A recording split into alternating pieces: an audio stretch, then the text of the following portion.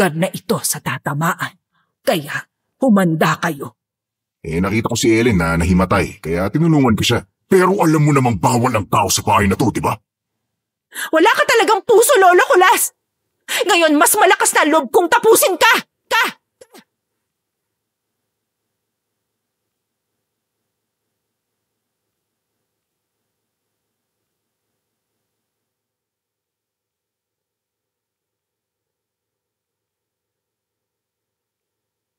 Nay! Nay! Ang lakas ho ng ulan!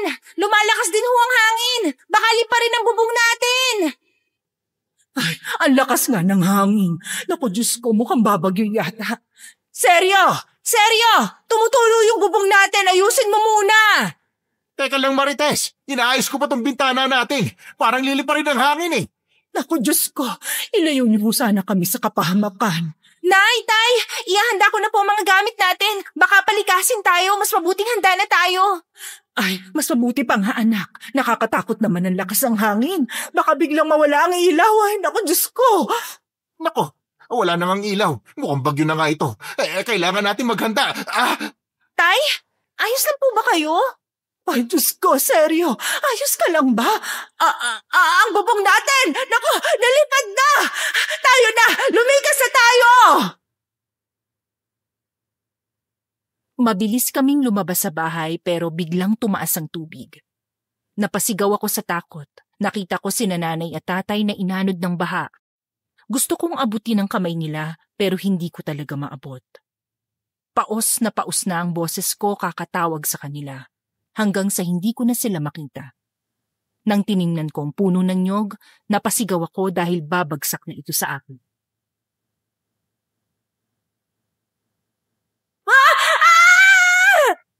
Anak! Anak! Gumising ka! Naku, mukhang nananaginip ka ng masama. Nay, Tay, ayos lang ho ba kayo? Ay, ayos lang naman kami ng tatay mo. Ano ba na panaginipan mo, ha? Mukhang takot na takot ka kasi. Nanaginip po kasi ako na bumagyo na eh. Tapos inanod kayong dalawa ni tatay. Ako naman ho, nakita kong babagsakan na ako ng puno ng nyog kaya napasigaw ako. Panaginip lang yon, anak. Kita mo naman oh. Walang masama nangyari sa amin ng tatay mo at ayos ka rin naman. Ang mabuti pa, bumangon ka na at pupunta tayo sa dalampasigan para bumili ng supo at alimango. Umorder ang ninang Esther mo sa akin eh. Sige ho, Nay. Salamat naman sa Diyos at panaginip lang ang lahat ng yun. Anak, maganda ang panahon. Kaya imposibleng bumagyo. Anong bagyong pinagsasasabi nyo? Wala namang balita na may bagyo ah. Kasi tong anak mo na naginip ng masama tungkol sa bagyo. Hindi naman masama ang panahon, anak ka. Sige na, bumangon ka na para masamahan mong nanay mo. Papalaog din ako maya-maya. Opo, Tay. Heto na nga't babangon na ako. Saka mamaya ihingin ko kay Matilde yung mga shells at gagawa ko ng iba't ibang dekorasyon gamit yon. May nag-order din kasi sa akin. Nagustuhan yung una kong gawa. Talaga, anak? Naku, sabi ko na nga ba magaling ka talaga sa mga ganyang bagay. Ipagpatuloy mo lang yan, anak ha. Malay mo naman, sumikat ka ng dahil dyan. Tapos yayaman na tayo. Tumigil ka nga, seryo. Kung ano-ano yung sinasabi mo dyan sa anak mo eh. Sige na, Ellen, bilis-bilisan mong kilos mo dyan, ha? Anong oras na, oh? Heto na ho, Nay. Gumagalaw na. Hintayin nyo na lang ho ako saglit at magbibihis na ako. Alis na ako, ha? Magkasama kami ni paring Berto sa laot. Sana swertehin at marami ang mahuli namin. Manalangin ka lang, seryo. Saka halika, bibigyan kita ng pampaswerte. Anong pampaswerte naman yan? Kiss! Di ba may kasabihan na kapag hinalikan ng babae ang asawa niya, so swertehin daw. Naniniwala ako sa ganyan eh. Sa tanda nating to, naniniwala ka pa sa mga ganyan? Ay, Diyos ko po naman, Marites. Di kung ayaw mong maniwala, di wag. Ellen! Matagal ka pa ba dyan? Grabe, Nay. Pinagtawanan ka ni tatay, oh. Di ka yata niya love. Hayaan mo na yung tatay mo. Tapos ka na ba dyan? Alis na tayo. Tabi! Tay, suyuin mo na. Marite, sorry na. Naniniwala akong swerte ang kiss ng asawa. Halika nga, ikis mo nga ako. Ayun na yun. Sinusuyo ka na ni tatay. Ikis na ka mo sarili niya. Tara na nga, Ellen! Ay, naku, paano yan, Tay? Tinoyo na si nanay. Ikaw kasi. Ay, babawi na lang ako mamaya sa kanya. Ellen, ano ba? Sasama ka ba sa akin o hindi? Heto na nga po, Nay, nagmamadali na nga po. Muntikan pa akong matapilok dahil sa mabilis na pagsunod kay nanay. Talagang nagtampo siya sa pagtawa ni tatay sa kanya. Ilang sandali pa ay nakarating na kami sa dalampasigan. Maraming nagtitinda doon ng iba't ibang laman dagat. Isa sa pangkabuhayan naming taga-Capiz ang yamang dagat, kaya dinarayo ang aming lugar. Anak, paborito mo naman tong sugpo at alimango, di ba? Dagdagan ko na lang ang bibilhin para may ulamin tayo mamaya. Sige, Honay. Ang sarap po niyan. Ang bango pa kapag kayo po nagluluto. Binola mo pa ako. Pero sa tingin ko, nak, kaya na-inlove yung tatay mo sa akin dahil masarap talaga ako magluto. Kapag ako nagsabi, bola lang sa inyo, Nay. Pero dahil ikaw ang nagsabi, ang yabang mo, Nay. Tigilan mo nga ako. Mamili ka na nga lang dyan, bilis. At saka, di ba pupuntahan mo pa ang kaibigan mong si Matilda? Ay, oo nga po, Nay. Kukunin ko pa yung shells na hiningi ko sa kanya. Sabay na tayong pumunta doon. Nay, dito ka na lang. Kukunin ko lang yung plastic kay Matilda. O sige, bilisan mo anak ha. Magluluto pa ako.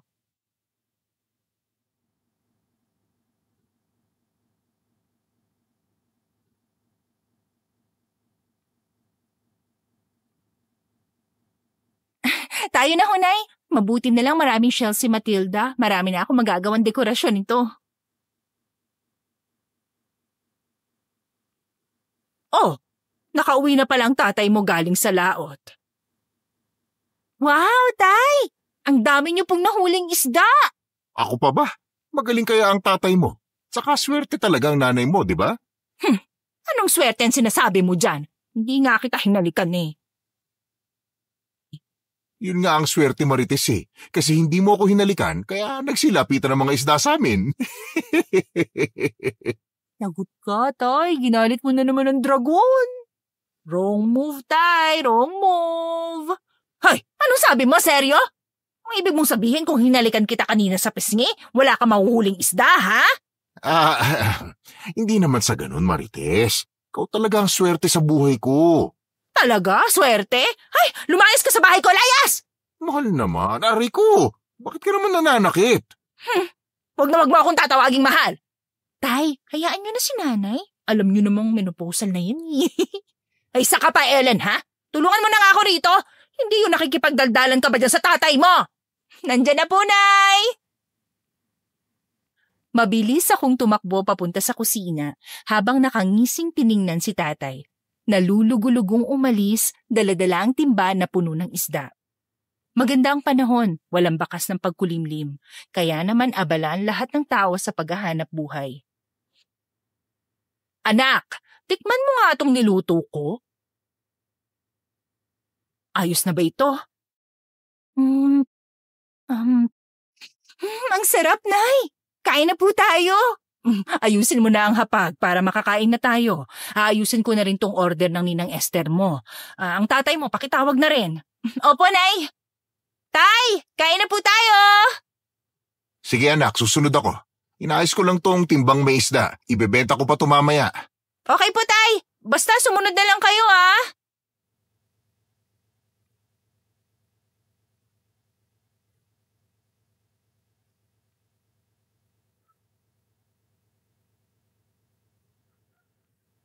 Ay, nako. Salamat sa grasya, Panginoon ko. O anak, alis na ako ha. Ihahatid ko muna tong order ng ninang mo. Ingat po, Nay! Sige ho, Tay. Ingatin po kayo. Saka bilhan mo ng pasalubong si nanay para hindi na magalit sa'yo. Bao nga no. Salamat sa tip anak ha. Ako pa ba, Tay? Ingat po. Gagawa pa ako ng dekorasyon. Galingan mo anak ha.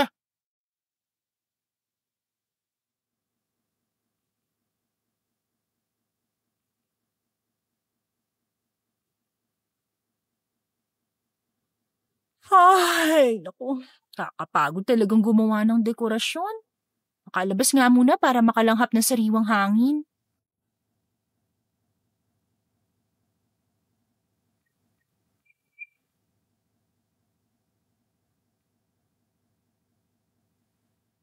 Ellen!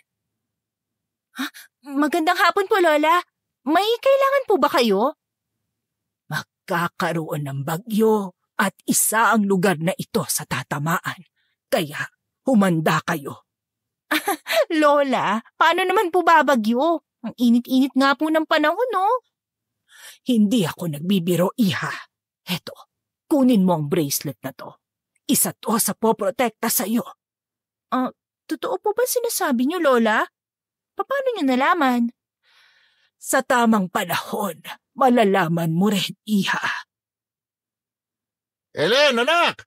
May dala akong maraming shells para marami kang magawang dekorasyon. Ellen, anak? Anak, anong nangyayari sa'yo? Bakit nakatulala ka dyan? Ha? Kasi nakikipag-usap ako kay Lola eh. Ayan siya oh. Teka, bakit bigla siyang nawala? Sino kausap mo? Lola? Wala naman ako nakita nang dumating ako Nandito lang ho siya kanina, tay eh. Kausap ko siya. Binabalaan niya ako tungkol sa bagyo. Saka itong bracelet to, binigay niya sa akin to, tay. Ay, hindi ko alam kung ano sinasabi mo, anak. Simpleng bracelet lang naman yan katulad ng mga ginawa mo eh. Baka namamalikmata ka lang. Ang mabuti pa, pumasok ka na sa loob at magpahinga muna. Siguro nga namamalikmata lang ako, tay.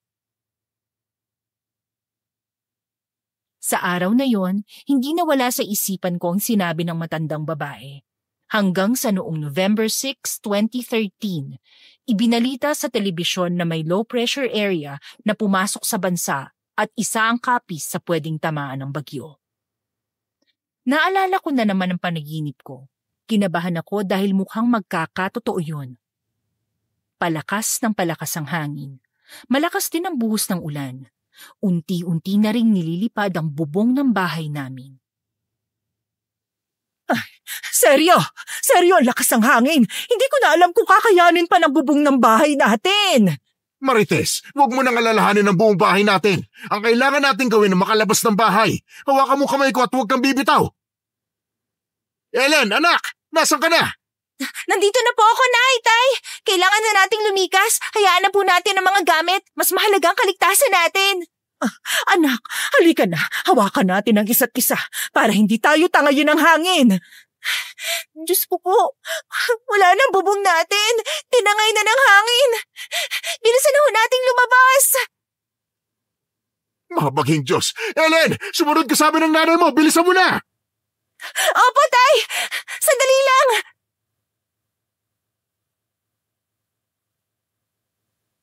Seryo!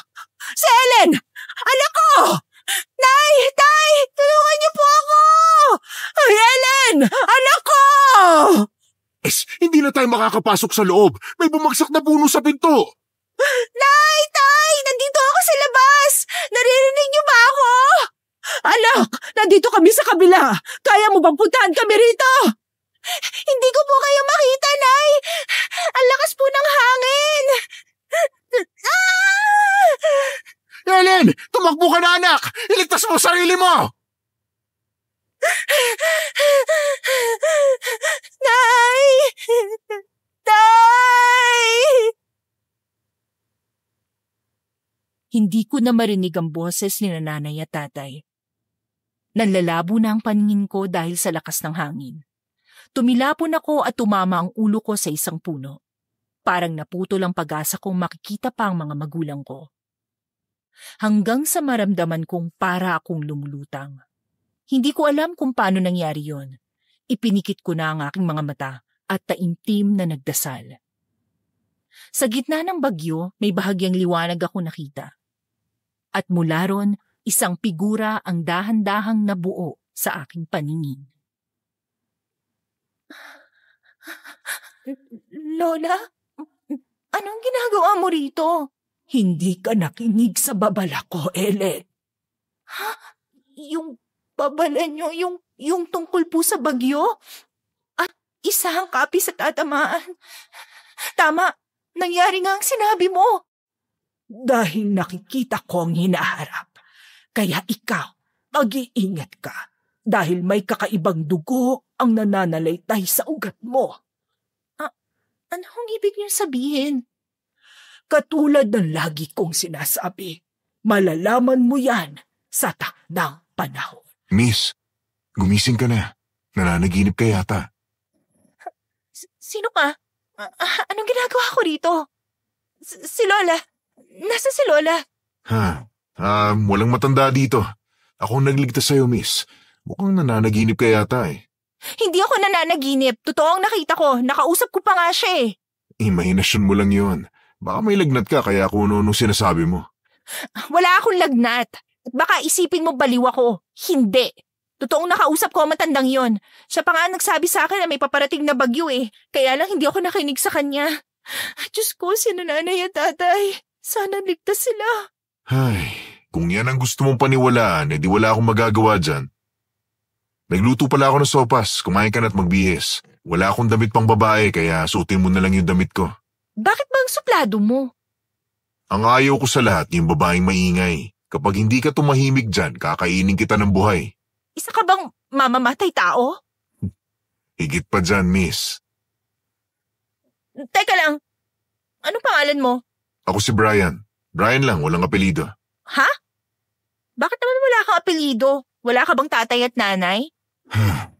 Hindi ba't sinabi ko sa'yo na ayaw ko sa mga maiingay? Kung ako sa'yo, manahimik ka na lang. Kung ayaw mo kung ako mismo magpatahimik sa'yo. Ang suplado mo naman. Siya nga pala, ako si Ellen. Saka salamat sa pagliligtas mo sa akin, ha? Walang anuman. Kumain ka na lang dyan kung nagugutom ka na. Tumango ako kay Brian.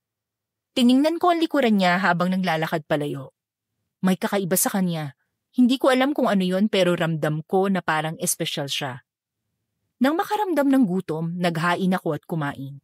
Maliit lang ang kubo pero parang maluwag tingnan dahil konti lang ang mga gamit.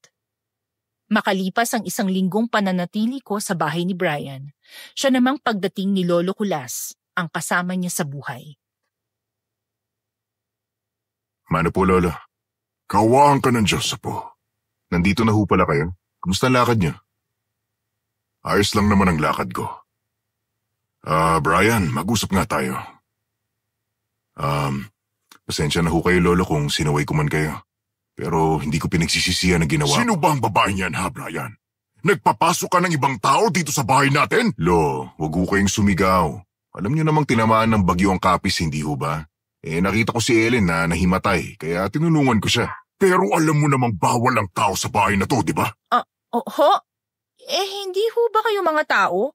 Bakit bawal ba ang tao dito sa bahay niyo?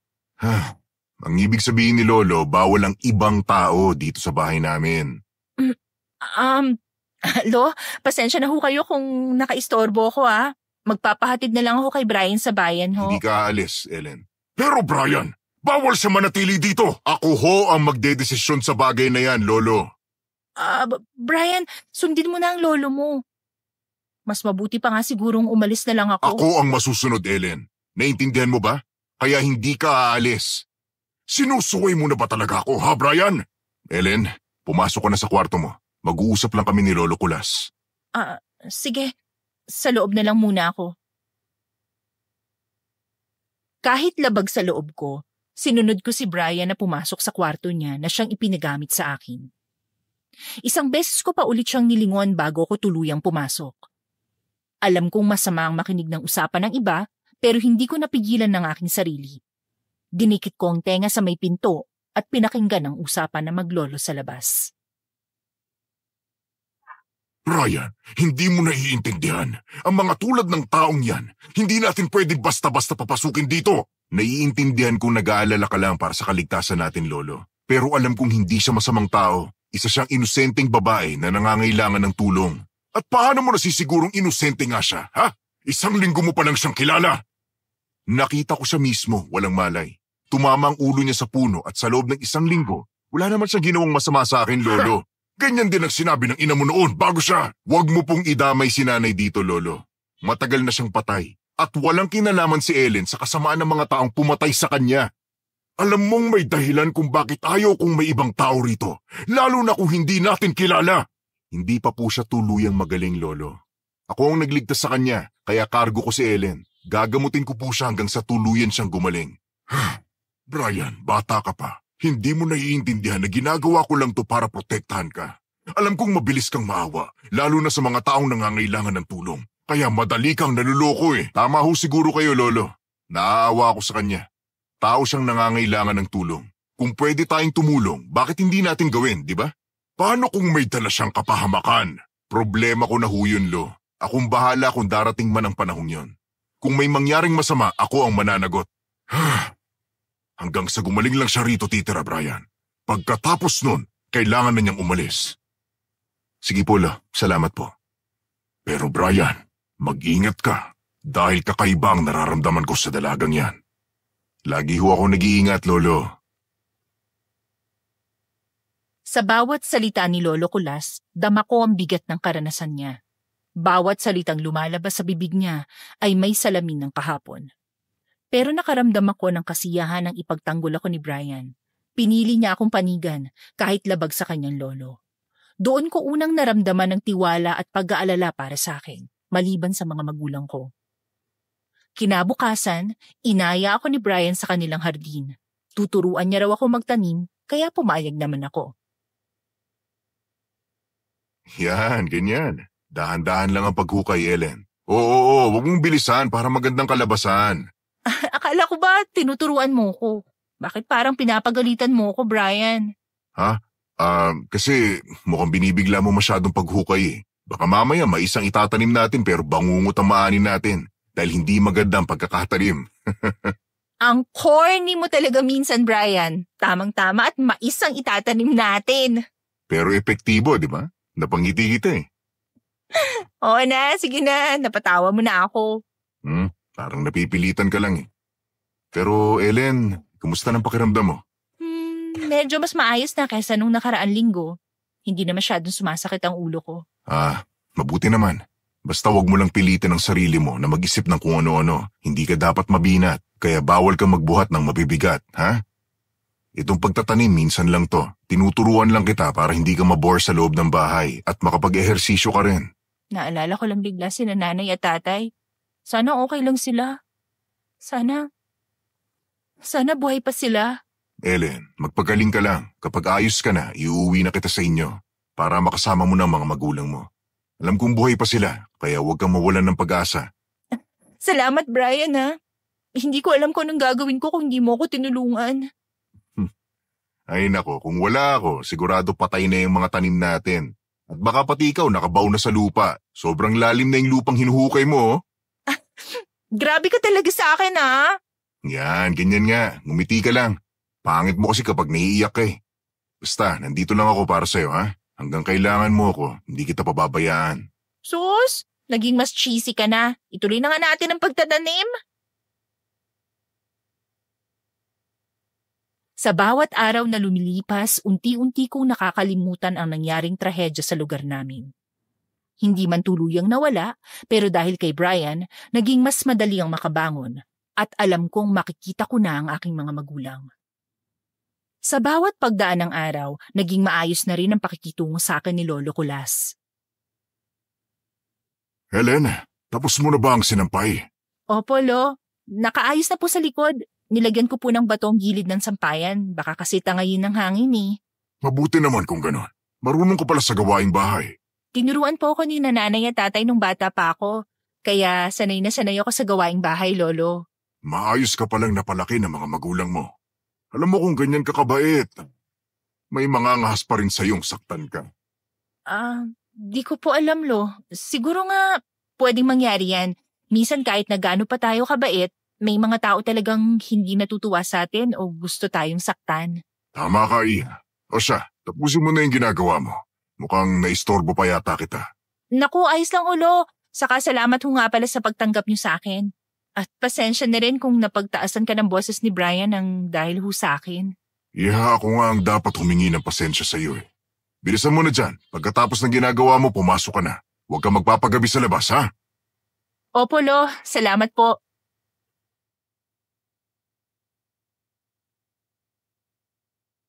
Ellen, nakalimutan mo manguha ng dahon ng sambong.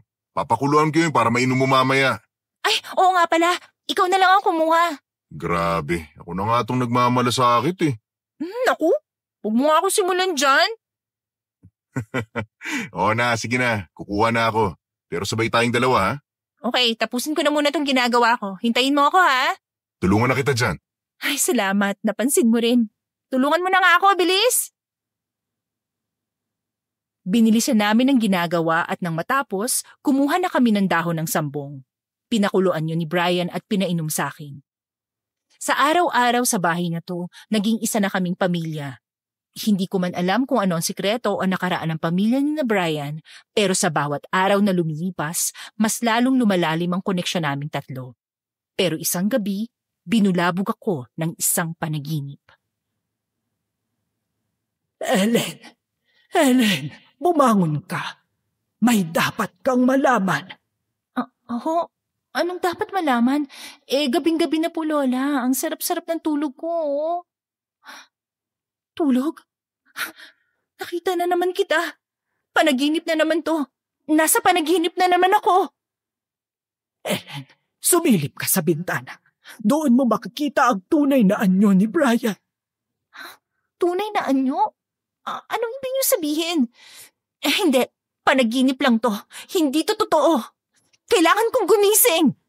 Bakit hindi mo tingnan nang makita mo ang katotohanan tungkol sa pagkatao niya?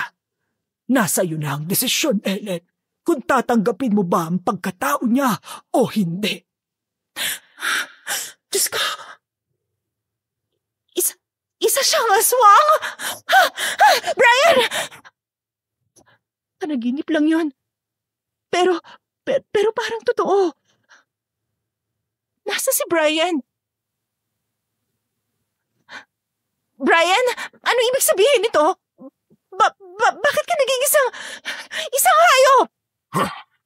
Ellen, anong ginagawa mo rito? Bakit ka pumasok dito sa loob? Hindi mo ako dapat nakita sa ganitong anyo. Nandito ako para malaman ang lahat, Brian. Kitang-kita ko lahat kung paano ka nagpalit ng anyo. Anong klaseng nilalang ka ba? Isa akong aswang, Ellen. Pero huwag kang mag-isip ng kung ano-ano. Hindi ako masamang aswang. Aswang ka? Tapos, ilang linggo mo akong kasama sa bahay na to? Oo, tama ka ng dinig, Ellen. Isa nga akong aswang. Pero hindi ako pumapatay ng tao. Lalong hindi ako kumakain ng laman ng tao. Hindi ako kagaya ng ibang aswang. Paano ako maniniwala sa'yo, ha? Sabihin mo nga sa akin kung paano kita paniniwalaan. Kumakain lang ako ng karne ng hayop. Hindi ako kumakain ng tao, Ellen. Ni minsan hindi ko yun ginawa. At kung talagang masama ako, sana matagal na kitang ginawang pagkain, di ba? Pero kita mo naman, buhay na buhay ka pa. Pero bakit mo tinago sa akin ang pagiging aswang mo? Sana hindi mo nilihim sa akin kung ano at sino ka talaga. Dahil alam kong matatakot ka sa akin kapag nalaman mo ang totoo. At ayokong mawala ka bilang kaibigan. Ngayon lang ako nagkaroon ng kaibigan.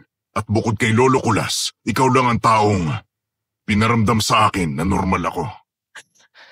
Tama ka. Matatakot nga siguro ako kung nalaman ko agad na isa kang aswang. Ngayon ko lang din naisip na kaya pala hinihigpitan ako ni Lolo Kulas mula sa'yo dahil alam niya ang sikreto mo. Oo, Ellen. Alam niya ang lahat tungkol sa akin. Siya ang sumagip sa akin noon nang patayin ng mga tao ang nanay ko. Tinanggap niya ako kahit ganito ako dahil katulad ko rin siya. Ha? Ano? Aswang din si Lolo Kulas? Diyos ko. Sana huwag kang matakot sa amin, Ellen. Hindi ko alam kung ano mararamdaman ko, Brian. Pero kung pinatay ng tao ang nanay mo, hindi ba dapat galit ka sa katulad ko? Galit ako sa mga tao, Ellen. Pero alam kong hindi lahat ng tao masama katulad ng mga pumatay sa nanay ko. Kaya nga, ayaw ni Lolo Kulas na may tao sa lugar na to. Dahil baka mapahamak kami. Ngayong alam ko na ang lahat. Anong gagawin niyo sa akin? Pauuwiin niyo na ba ako? Wala kaming gagawing masama sa'yo, Ellen. Kung gusto mo mang umalis ngayon, maiintindihan ko. Pero sana, huwag mo akong husgahan agad. Brian, may konting takot pa rin sa puso ko dahil aswang kayo pero isang bagay lang ang alam ko. May mabuti kayong puso. Dahil hindi niyo ako sinaktan habang nandito ako sa inyo. Tinuring niyo pa akong isang tunay na pamilya. Salamat, Ellen. Salamat dahil hindi mo kami hinusgahan ni Lolo Kulas. Sa totoo lang, nanginginig ang tuhod ko habang kaharap siya. Pero sa kabila ng takot, mas matimbang ang mga alaala naming magkasama, mga tawanan, kwentuhan, at pag-aalaga niya sa akin. Walang masamang ginawa si Brian sa akin. Kung sakaling masama siyang nilalang, matagal na sana akong nawala dito sa mundong ibabaw. Hindi siya tinuturing ni Lolo Kulas na halimaw. Kinabukasan, akmang bubuksan ko ang pinto nang marinig ko ang usapan ng maglolo sa labas. Pinakinggan ko ang usapan nila. Safe na safe po ang sikreto niyo sa akin, Lolo Kulas, Brian. Pero sino ang mga susugod sa inyo? Iha, nandyan ka pala. Alam mo kasi, katulad ng mga tao, may mga aswang din na masasama. Hindi katulad namin ni Brian, sila ay mababangis at walang pinipiling biktima. Dati kaming kasapi ng grupong yon, pero tumakas kami ng pamilya ko. Pinatay nila si tatay at nagtago kami ni nanay. Pero nang malaman ng mga tao na aswang kami, pinatay nila si nanay. Kaya ako na lang ang tanging buhay sa pamilya namin. Brian, pasensya na kung ang dami kong tanong. Naungkat tuloy ang nakaraan mo. Ayos lang, Ellen. Masaya akong malaman mo ang tungkol sa akin. Masaya naman ako kahit si Lolo Kulas lang ang kasama ko. Nadagdagan pa nga eh. Ayaw ko mang sabihin to, pero kailangan mo nang umalis dito, Ellen. Dahil hindi ka naligtas dito. Para din naman to sa kaligtasan nating lahat. Opo, Lolo. Naiintindihan ko naman ang sitwasyon nyo. Alam kong pinoprotektahan nyo lang kami. Salamat, Ellen. Dahil naramdaman ko ang pagkakaroon ng kaibigan dahil sa'yo. Ihatid na kita sa inyo. Talaga, Brian? Ihahatid mo ko? Oo naman. Baka may mangyari pang masama sa'yo eh. Konsensya ko pa, di ba? At saka gusto man kitang pigilan eh, karapatan mo makabalik sa pamilya mo. Ayaw kitang ikulong sa mundong hindi nababagay sa isang katulad mo. Hindi man tayo magkatulad ng nilakihang mundo. Ang mahalaga, tanggap natin ang isa't isa, Brian. Masaya ako't nakilala kita, Ellen. Mabuti ang puso mo at napakaswerte ng mga magulang mo sa'yo. At sana magkita pa tayong muli. Walang imposible. Magkikita pa rin tayo kung gugustuhin mo lang. Asahan mo, Ellen. Dadalaw ako sa inyo. Aasahan ko yan, ha?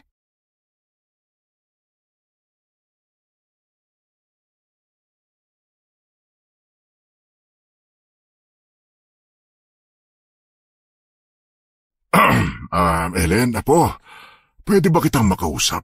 Oo naman po, Lolo. Ano pong pag-uusapan natin? Gusto ko lang humingi ng pasensya sa'yo. Alam kong napalapit ka na kay Brian, pero kasi magkaiba kayo ng mundong ginagalawan.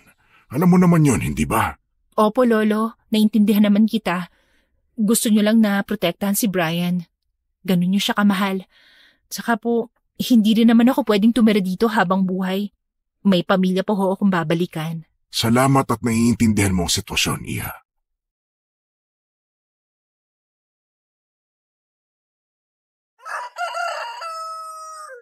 Sa wakas, makakauwi na talaga ako sa mga magulang ko. Sana ayos lang talaga sila. Mag-iingat kayo, Brian, ha? Huwag ka na magtatagal. Ayokong mapahamak ka. Ellen, salamat sa pakikipagkaibigan mo sa apo ko. Mag-iingat ka. Salamat din po sa buong puso niyong pagtanggap sa akin. Paano ba, Lo? Alis na po kami. Mag-iingat ho kami, Lolo. Alis na ho kami. Bye, Lolo Kulas! Ingat din po kayo dito, ah! Makalipas ang higit 1 oras na paglalakad, narating na rin namin ang aming bahay. Parang dinaanan ng dilubyo ang lugar namin. Ang iba, hindi pa nakakabangon. Napatitig ako sa malaking puno kung saan ko nakita ang matandang babae. Parang wala man lang nangyari sa puno kaya kinilabutan ako. Hindi ko na lang yun pinansin at dumiretso sa bahay na bagong gawa. Nandito na tayo sa bahay niyo, Ellen. Hanggang dito na lang ako. Matagal rin pala ako nawala.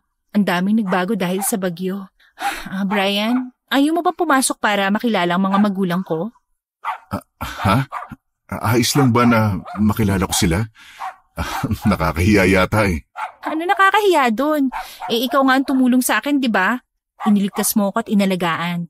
Tsaka kung magpapasalamat si nanay at tatay sa'yo. Ano, tayo na? Basta, huwag mo sabihin na isa akong aswang, ha? Wala makakaalam, pangako ko yan sa'yo. At saka hindi ka halimaw, Brian. Isa kang tao na may kakaibang anyo. Pero tao ka pa rin kasi may puso ka. Salamat, Elena. Pinapalakas mong loob ko. Kung sakaling kailangan mo ng tulong o kausap, wag na wag kang magdadalawang isip na lapitan ako, ha? Okay?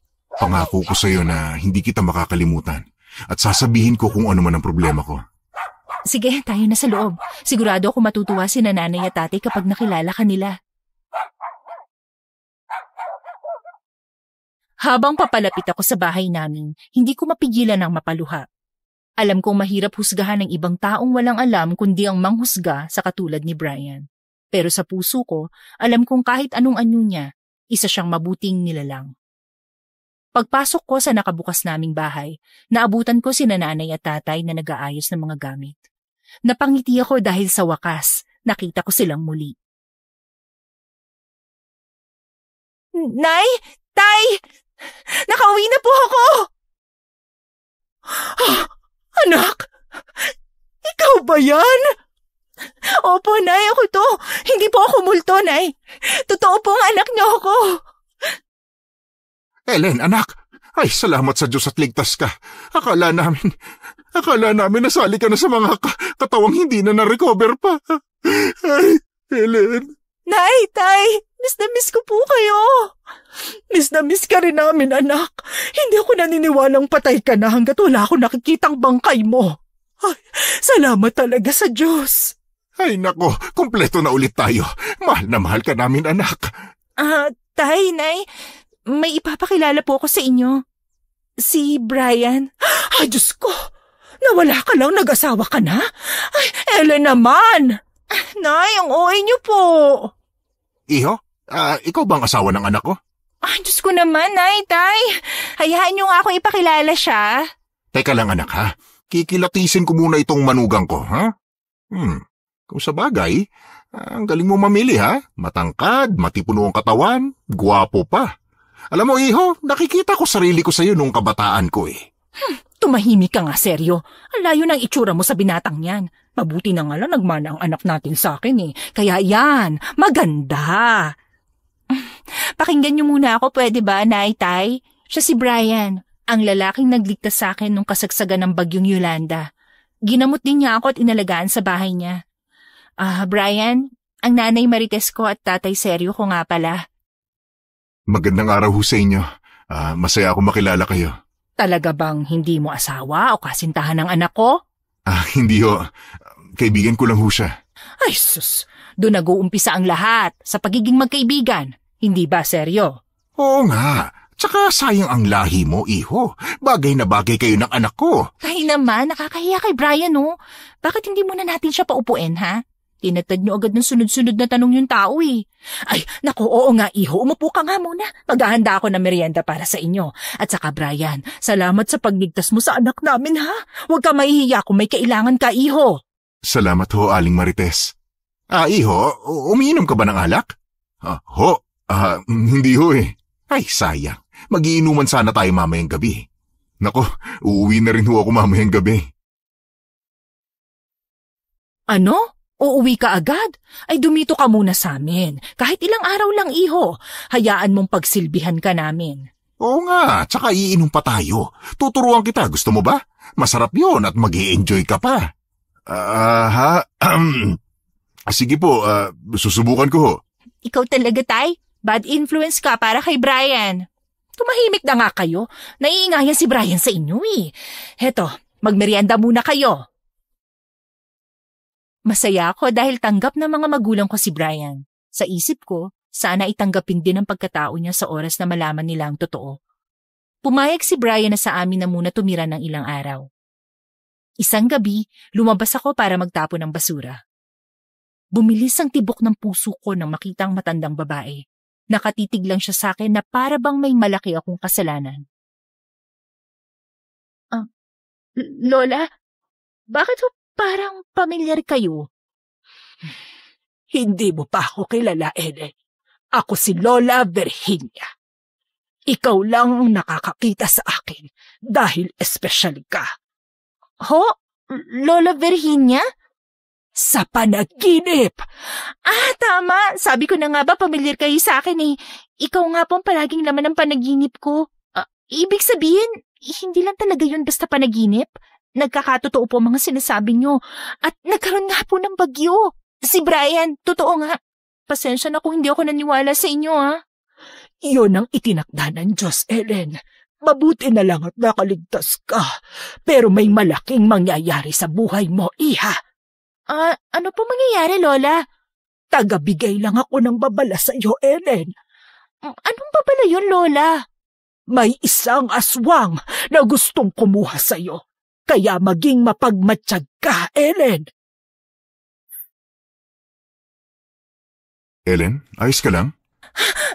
Brian, nakakagulat ka naman. Nagulat ba kita? Pasensya na ha. Kanina pa kasi kita tinatawag eh. Pero parang hindi mo ako naririnig. Ganun ba? May naisip lang kasi ako eh. Halika na, tayo na sa loob. Sige, tayo na. Bago pumasok sa bahay ay hinagilap ko pa ng tingin ng matandang babae. Pero mabilis siyang nawala. Nang gabing yon, hindi agad ako nakatulog. Iniisip ko pa rin ang sinabi ni Lola Virginia sa akin. Isa yung babala. Napambuntong hininga ako. Inisip ko kung sinong aswang ang kukuha sa akin. Dahil sa dami ng iniisip ko, hindi ko na malayang nakatulog na pala ako. Helen, kailangan ko ang dugo mo. Ha? Sino ka? Anong kailangan mo? Dahil kakaiba ang dugo mo. Hindi mo ba alam yun? Kung sa bagay, hindi mo alam ang tunay mong pagkatao. Hindi ako papayag na makuha mo ako! Lalabanan kita! Hindi mo ako kaya. Walang makakatulong sa'yo, Ellen. Teka lang, kilala mo ako? Oo naman. Kilalang kilala kita. Kaya sasama ka sa'kin. Kung kailangan kong lumaban para makatakas ako sa'yo, gagawin ko. Di subukan mong tumakas. Diyos ko, tulungan niyo po ako. Tay, Brian, Lola Virginia, Lola Colas, tulungan niyo po ako. Ellen, nandyan ako. Bilisan mong magtago. Tulong!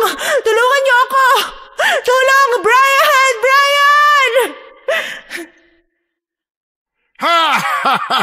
Walang makakatulong sa'yo, Ellen, dahil akin ang mundong ito. Hindi ako papayag na mahuli mo!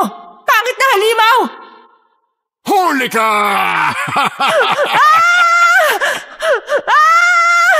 Anak, Ellen, gumising ka! Wag! Ay, Ellen, Diyos ko! Seryo ang anak natin! Mukhang nananaginip na naman! Nay! Anak, ayos ka lang ba? Ellen, etong tubig. Uminom ka muna. Ano nangyayari sa'yo, anak? May napanaginipan lang po ako, Nay. Masamang panaginip. Hindi totoo ang panaginip, anak. Nandito kami para sa'yo. Ligtas ka habang nandito kami. Salamat po, Nay. Tay, Brian, nagising ka patuloy na dahil sa akin. Pasensya ka na, ha? Walang problema. Ang mahalaga, ayos ka na. Sige na ho. Matulog na ulit kayo. Pwede bang sa labas ako ng kwarto mo matulog, Ellen? Baka kasi managinip ka ulit na masama eh. Mabuti na may kasama ka. Yun ay kung ayos lang ho sa inyo, Aling Marites, Mang Seryo. Mas mabuti pa nga, iho. Tulog na tayo, Seryo. Brian, hindi mo naman ako kailangan bantayan eh. Ayos lang talaga ako. Ellen, baka may mangyaring masama sa'yo. Hayaan mo kung bantayan ka. Naiilang kasi ako eh. Hindi mo naman mararamdamang nasa labas ako eh. Sige, matulog na tayo, Brian. May problema ka ba? Wala akong problema. Sige na, magpahinga na tayo.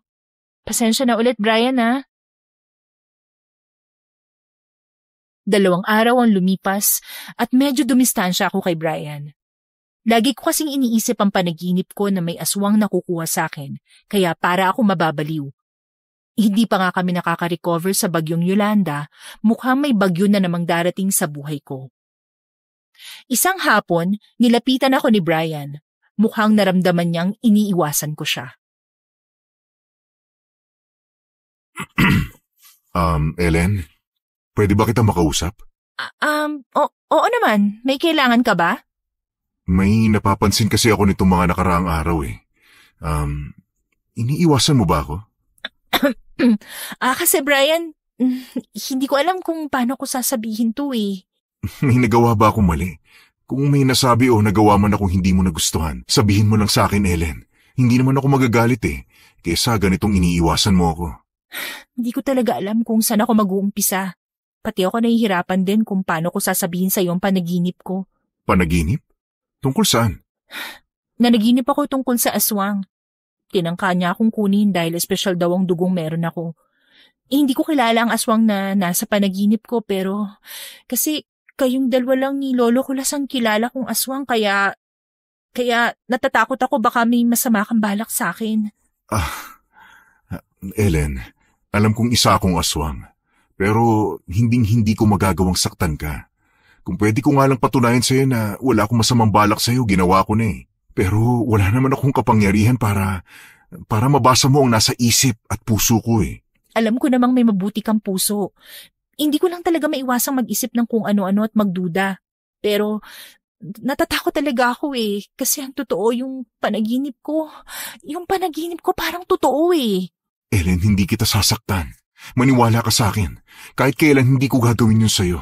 Poprotektahan nga kita mula sa nilalang nakagaya ko eh. Ganun ka kahalaga sa akin. Oo, nararamdaman ko naman yun eh. Pero minsan kasi yung takot sa puso ko hindi ko basta-basta naaalis. Pasensya ka na Brian ha, kung pinagdududahan man kita. Sana kahit papaano pagkatiwalaan mo pa rin ako, Ellen. Kahit konti lang, ayos lang sa akin. Naiintindihan naman kita eh. Brian, salamat. Sa totoo lang gumaan ang pakiramdam ko pagkatapos nating mag-usap. Ganon din ako, Ellen. Ayokong layuan mo ako. Tsaka kahit iniiwasan mo ako, pinilit ko pa rin lapitan ka. Ay naku, parang ang gulo yata, no?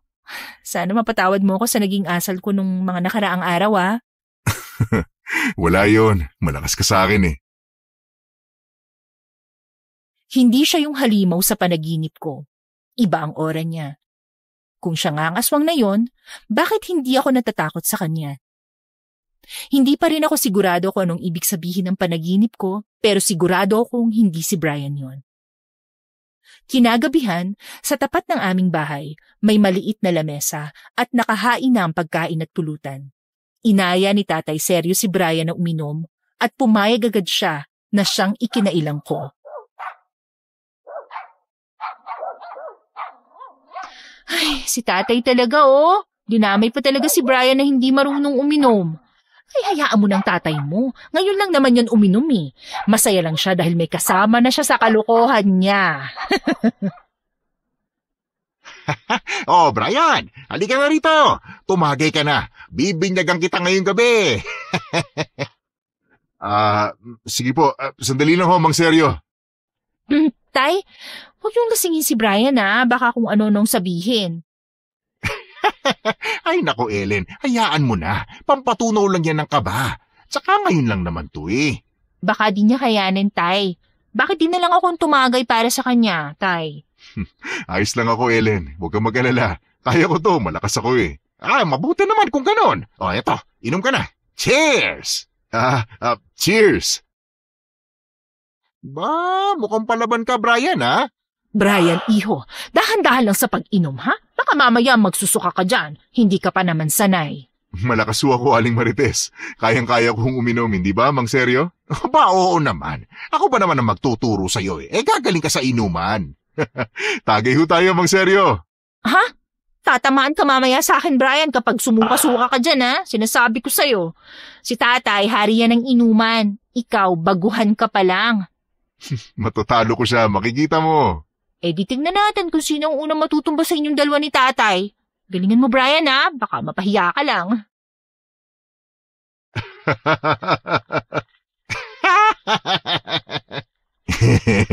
Ellen, alam mo ba? Ang ganda-ganda mo kahit hindi ka naliligo. Ano sabi mo, ha? Di ako naliligo. Kapal, ha? Ay nako, lasing na nga yata talaga si Brian Nakakatuwa pala siyang malasing. Ellen, ikaw inis na ako sa'yo. Iniiwasan mo ko eh. Kasi ako, hindi ko gustong iniiwasan mo ko. Ha? Hoy Brian, manahimik ka nga dyan, nakakahiya ka. Pinag-usapan na natin ang tungkol dyan, di ba? Brian, kung gusto mo talaga tong anak ko, hindi mo kailangan maglasing para lang sabihing maganda si Ellen. Bakit hindi mo sabihin nang hindi ka lasing? Promise, Mang Seryo. Gusto ko buyang anak ninyo. Hindi ko lang talaga masabi ng harapan kasi natatakot akong hindi niya ako magustuhan eh. Baliw ka talaga, Brian. Sige, inom pa. Baka masabi mo pa lahat ng sikreto mo eh. Ikaw din, pagsisisihan mo yun bukas. Ellen! Ellen ko! Gusto kita! Ay, nako. Mukhang hindi ko na siya yayayaing uminom sa susunod ah. Ang lalamong bata ka! Sabi ko sa'yo, Tay eh. Huwag mo na sanang painumin. Kasalanan yung talaga to eh. Ay, oo nga anak. Kasalanan ko nga kung bakit nalasing to si Brian. Pero aminin mo, hinilig ka sa sinabi niya. Tigilan niyo nga ako, Tay. Mas mabuti pa ipasok na natin si Brian. Lasing na oh. Hindi na niya kayang maglakad pa. Ako nang bahala sa kanya anak. Ay, ang hina pala nitong manugang ko eh. Manugang? Tay naman, maghunos dili ka nga.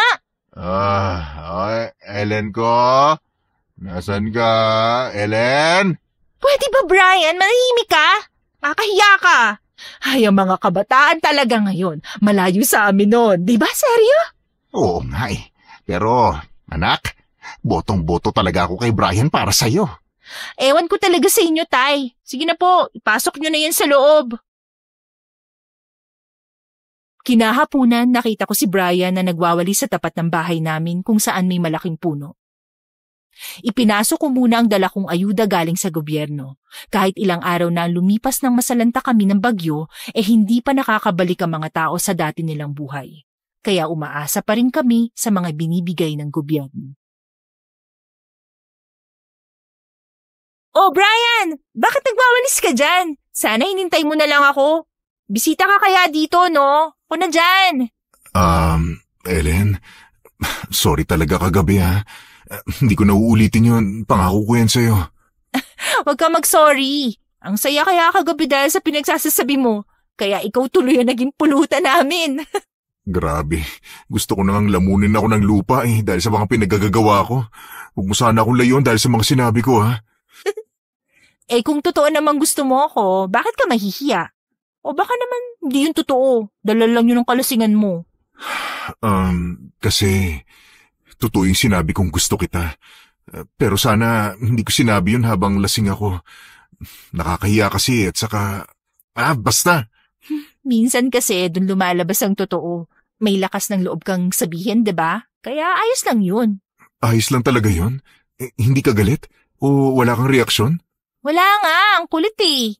Ellen, gusto ko lang malaman mo na kung may bagyong paparating sa buhay mo, gusto kong nandito lang ako sa tabi mo para samahan ka sa lahat ng laban mo. Salamat, Brian ah. Sa totoo lang, hindi na ako natatakot.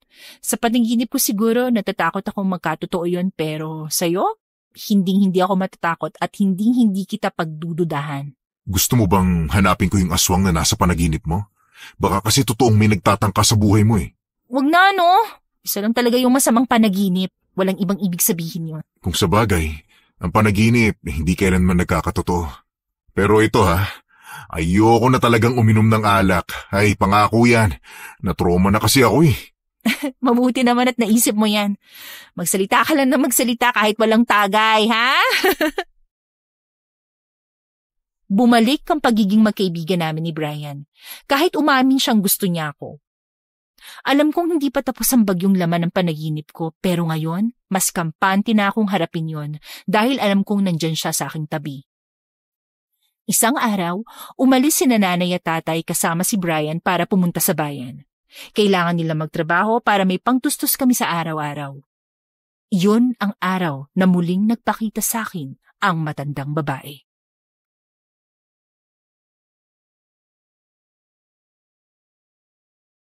Ellen!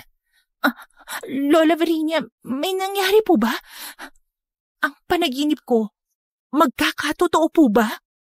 Bakit hindi mo muna tanungin kung espesyal ang dugo mo? Gusto mo bang malaman ang totoo, Ellen? Matagal ko na kung gustong malaman ng lahat, Lola Virginia. Sabihin niyo na po lahat sa akin. Ngayon ang tamang panahon para sabihin ko sa iyo ang totoo.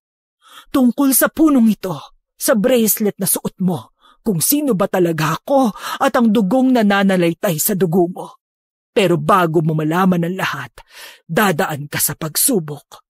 Ito'y tagisan ng talino. Sa bawat tamang sagot mo, sasabihin ko ang isa sa lihim na dapat mong malaman. Pumapayag ka ba? Sige ho, Lola. Pumapayag ako sa kondisyon mo. Gusto ko malaman ng lahat. Ganyan katatag ang loob kapag umiibig. Ano kung ibig mo sabihin, Lola? Hindi mo pa ba alam kung sino ang nilalaman ng puso mo? Kaya nga kailangan mo nang malaman ang katotohanan bago pa mahuli ang lahat. Hindi ko alam ang sinasabi niyo, Lola. Wala ho akong iniibig. Kung sa tingin niyo may gusto ko kay Brian, nagkakamali kayo. Ang gusto ko ho, malaman ng lahat ng tungkol sa akin. Kung bakit ako ang napili. Kung handa ka nang malaman ng lahat, heto na ang unang bugtong ko para sa'yo. Handa na po ako, Lola. May katawan, walang buto. May bibig, di makakibo. Bubuksan mo ko, may laman sa loob. Ano ako? Ano nga ba yun? Teka lang, Lola. Alam ko na. Dalata ang sagot. Tama ho ba? Tama ka, Ellen. Mabuti na lang may dugo ka ng isang babaylan. Anong ibig yung sabihin, Lola? Hindi ko kayo maintindihan eh. Tama ang narinig mo. Ang dugong nananalaytay sa'yo ay dugo ng isang babaylan. Nakikita mo ang punong kahoy kung saan mo ko nakita? Hindi yan isang pangkaraniwang kahoy lang. Diyan ako nakatira. Isa akong espiritong tagabantay ng susunod na babaylan. Kaya pinoprotektahan kita dahil ikaw ang susunod na magiging babaylan. Ho? Ako? Bakit po? Magiging babaylan? Paano? Si Sergio, anak ng isang babaylan at ng isang albularyo. Kaya lang hindi napili ang tatay mo dahil naaksidente siya noon at nawala ang kanyang alaala. Hanggang ngayon hindi na muling bumalik ang alaala niya kaya hinayaan siyang mamuhay ng normal. Ang dami palang lihim ng pagkatao ko. Simple lang naman ang buhay namin dito sa Capiz eh. Pero simula ng trahedya nangyari, nagbago na ang lahat. Ang lahat ng nangyayari ay itinakda ng Diyos. Isa pa, Ellen. Isa pang bugtong ang sasagutin mo at malalaman mo ang tungkol sa binigay kong bracelet sa'yo. Sige po, Lola Virginia. Lahat ng malalaman ko, buong puso kong tatanggapin. Mabuti naman kung ganun, Iha. Ito na ang pangalawang tanong. Ako'y lagi mong suot. Ikaw ay ligtas kung ako'y hawak. Ang aking anyo'y bilog at sa gabi ako ang iyong sandat at palatandaan. Ligtas ako kapag hawak ko to. Bracelet! Ito pong suot ko, Lola! Tama, Ellen. Ang pulseras na yan, mahigit 300 taon nang pinagpapasapasahan ng mga babaylan. Ipinamana lamang ito sa karapat-dapat. Sa huling panahon, walang nakapagmana rito. Kaya tinago ko yan sa ilalim ng punong ito hanggang ikaw ay ipinanganak. Ibig sabihin, minana ko to sa mga ninuno ko dahil ako ang susunod na maging isa sa kanila? Tama ka, Ellen. Ikaw ang susunod na babaylan. Ikaw ang pinili. Marami pa akong gustong malaman, Lola. Tanungin niyo pa po ako. Siya, sige. Ito ang pangatlong bugtong. Pwede akong tao, pwede ring hayop. Ako'y itim, araw man o gabi, ako'y sumisilip. Sa iyong pagkilos, ako'y sumusunod. Ako'y kakambal ng tunay na lakas. Kakambal ng tunay na lakas? Anino po ba, Lola? Anino! Tama ka, Ellen.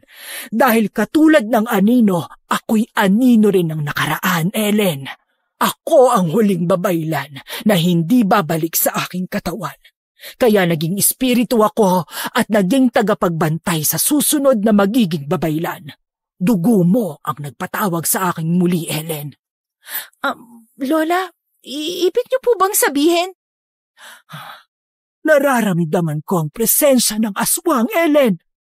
Ha? Aswang? Paano? Labanan mo siya, Apo. Alam kong kaya mo siyang matalo. Ngayong alam mo na ang pagkatao mo, magigising na ang pagiging babaylan mo. Kaya pakiramdaman mo na mabuti ang nasa paligid mo. Dahil malalaman mo kung nasa ang aswang. Naiintindihan ko po, Lola. Ilang sandali pa ang lumipas, isang mabangis na hayop ang bumagsak mula sa itaas na nagpatulala sa akin.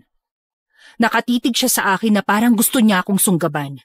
Mahahaba ang kuko niya, matalim ang mga ngipin at may mahabang pakpak. Nakaramdam ako ng takot pero agad ding nawala nang mabilis niya akong atakihin. Umilag ako. Naramdaman kong bigla akong lumiksi ng akma niya akong kakalmutin. Itinaas ko ang mga kamay ko kaya tumama ang kuko niya sa bracelet ko. Mula sa sinag ng buwan, nagningning ang shell na kapis sa kamay ko.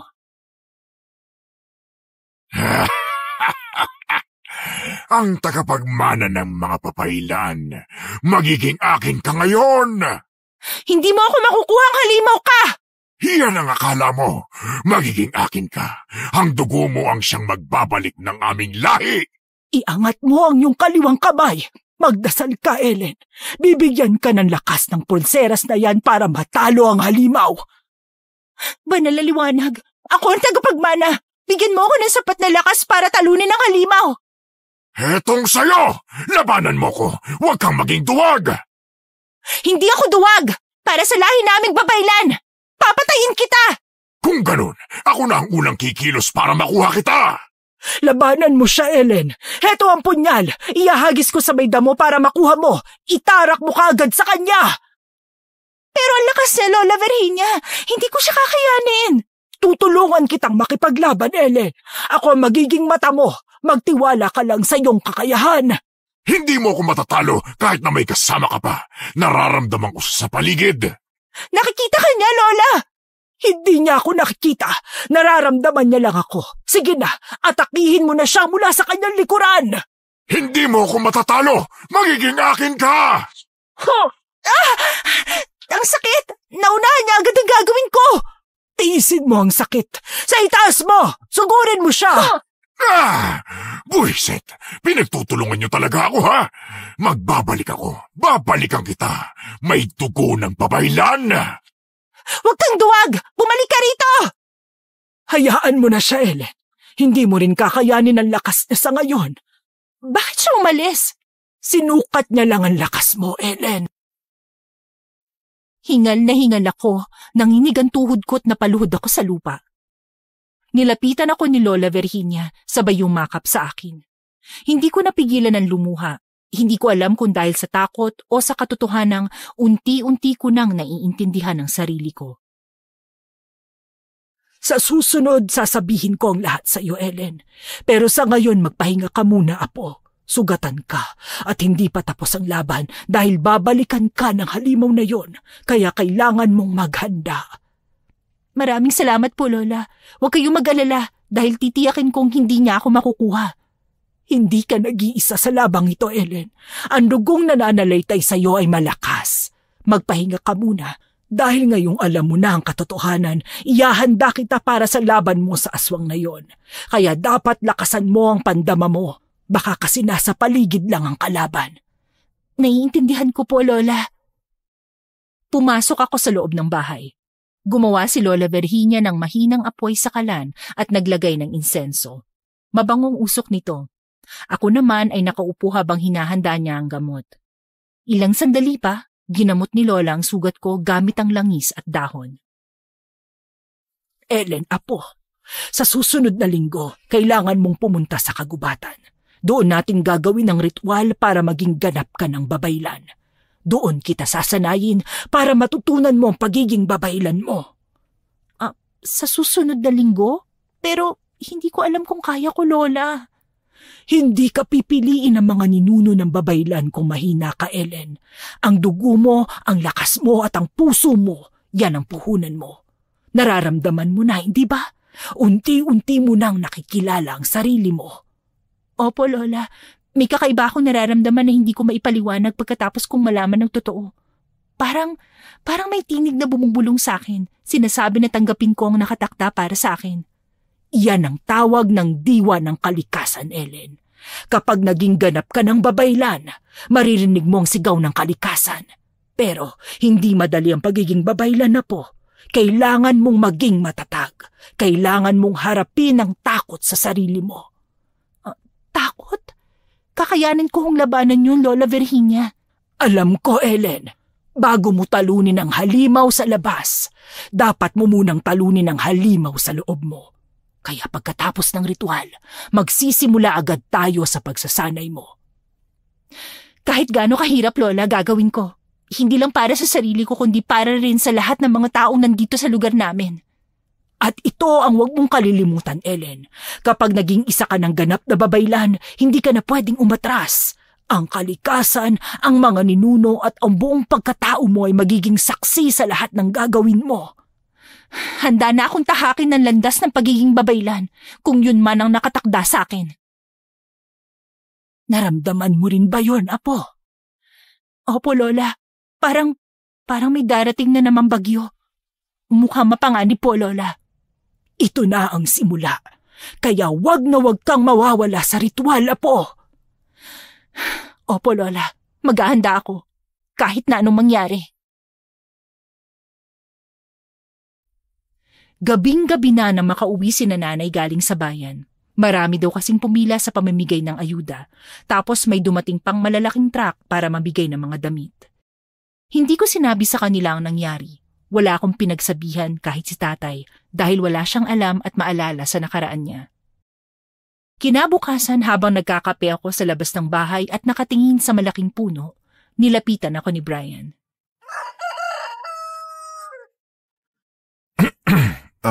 Ellen? Anong nangyari dyan? Ba't may sugat ka? Ha? Kasi natumba ako kagabi kaya yun, tumama sa gilid ng mesa ang braso ko. Sigurado ka na yun ang nangyari? Oo nga, sigurado ako. Ano ka ba? Ellen, hindi ako naniniwalang ayos ka lang. Hindi ganyan kalalim ang sugat kung natumba ka lang eh. Wala to, Brian. Maniwala ka sa akin. Huwag mo tong intindihin. Ellen, kung may nangyari sa'yo, sabihin mo sa akin. Huwag ka naman maglihim. Ikaw talaga, Brian. Nagkakapilang ako dito tapos yung mga tanong mo parang nakikipagbakbakan ako. O siya, inom ka na ng kape para mainitan yung sikmura mo. O, kayong dalawa dyan, bakit parang nag-aaway kayo? Wala ho na, itong si Brian kasi, sobra kong mag-alala. Kasi ayoko masaktan si Ellen. Kaya nga sabi ko sa kanya, huwag siyang maglilihim sa atin. Oo nga naman anak, may nangyari ba kahapon habang wala kami? Napansin ko rin yung sugat sa braso mo. Ayos lang ho ako, Nay. Konting sugat lang po ito. Natumba ako, tumamang braso ko sa mesa, pero wala lang talaga to. Malayo sa bituka. Ay, sigurado ka ba dyan, anak? Sabihin mo sa akin kung masakit yung sugat mo, gagamutin ko. Oo, Nay. Sasabihin ko sa'yo kung kailangan ko ng gamot. Ayos lang po ako. Masyado lang kayong OA. Hindi pagiging OA yun, Ellen. Nag-aalala lang kami para sa'yo. Salamat sa pag-aalala mo, Brian. Sige na, inumin mo na yung kape mo habang mainit pa. Hindi ko alam kung saan ko kinukuha ang lakas sa pagsisinungaling ko sa kanila. Gusto kong sabihin ng lahat, ang pakikipaglaban ko sa aswang, ang sugat ko at ang tunay kong pagkatao. Pero pinili ko manahimik. Kinabukasan, nagulat ako na magpaalam sa amin si Brian. Gusto ko man siyang pigilan pero hindi ko ginawa. Naghihintay na sa kanya si Lolo Kulas. Ito ang kanyang pamilya. Kailangan siya doon dahil magkaiba kami ng mundo. Ellen? Ha? Brian? Ellen, kailangan ko na umalis. Alam mo namang hindi ako pwede magtagal dito. Walang kasama si Lolo Kulas, baka may mangyaring masama sa kanya. At saka may usapan kaming dalawa. Ganun ba? Ikumusta mo na lang ako kay Lolo Kulas, ha? Ano palang usapan yun? Hindi ko pwedeng sabihin, Ellen Pero sana balang araw, magawa mo akong patawarin. Hindi kita maintindihan, Brian. May nagawa ka bang kasalanan? Paalam, Ellen. Hanggang sa muli nating pagkikita. Iho, mag-iingat ka ha? Maraming salamat sa pag-aalaga mo sa anak namin. Hindi ko makakalimutan ang kabutihan mo. Sana bisitahin mo kami, ha? Wala na akong makakasama sa inuman nito. Tay naman bawal na ho siyang uminom. Hindi na ho ako iinom ng alak, mang seryo. Kung ano-ano palang nasasabi ko nakakahiya sa inyo. Mabuti naman at nagtanda ka na. Sige, lumakad ka na para hindi ka naabutan ng gabi sa daan. Mag-iingat ka, ha? Oo naman. Salamat sa pagtanggap ninyo sa akin dito. Ellen, babalik ako. Pangako yan. Hihintayin kita, Brian. Lagi mong tatandaan na may pamilya naghihintay sa pagbabalik mo. Tama si Ellen. Lagi kang welcome dito sa bahay namin. Ikaw lang ang kikilalanin kong manugang, Brian. Kaya kapag bumalik ka, ipapakasal kagad kita sa anak ko. Tay naman, parang binibenta mo na ako niyan ah. Alam ng tatay ko anong tama para sa anak niya. Tatandaan ko huyan, Mang Seryo. Babalik ako. Babalikan kita, Ellen. Makalipas ang 1 linggo, nagpunta akong mag-isa sa kagubatan kung saan isasagawa ang ritual. Dala-dala ko ang 7 manok na may maitim na balahibo. Iyon ang nandun sa panaginip ko para ialay sa ritual. Nag-aagaw na ang liwanag at dilim, kaya magsisimula na kami. Simulan na natin ang ritual, Apo. Handa ka na ba? Handa na po ako, Lola. Lumuhod ka sa pulang tela na yan at tumingala sa langit.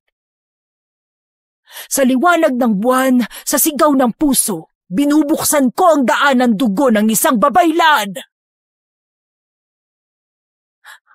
Lola, ang init. Para may gustong kumawala sa loob ko. Tanggapin mo ang dugo ng isang babaylan, Ellen. Ito ang pamana ng ating lahi. Ito ang naglalagablab na apoy ng ating ninuno.